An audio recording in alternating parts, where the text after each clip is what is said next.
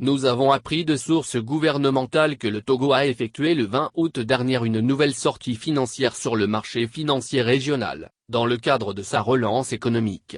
Le pays dirigé par Faure Gnassingbé vise la bagatelle de 25 milliards CFA, montant qui, à en croire les autorités togolaises, va servir à la relance de l'économie du pays pendant la période post-Covid-19. On notera que pour le compte de l'année 2021, le Togo a collecté sur le marché financier quelques 408 milliards FCFA par le truchement des obligations assimilables du Trésor, AT. Précision également qu'en juillet dernier, 27,5 milliards FCFA ont été levés.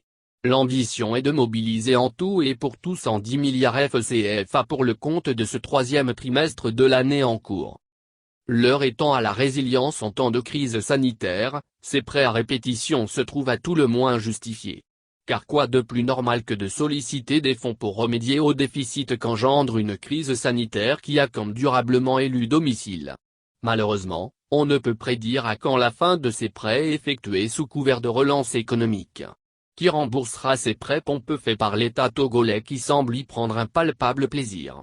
Rembourser 408 milliards n'est pas aussi plaisant que jouer à Monopoly, et sans doute les Togolais vont encore une fois en être pour leur poche, eux qui ne cessent de payer pour les malversations d'une minorité à l'appétit vorace.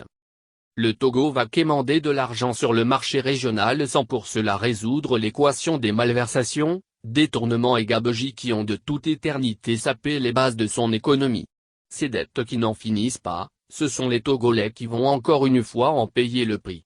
Tout porte à croire que l'exécutif est incapable de diriger le pays sans donner dans le paradoxe. C'est bien pitoyable.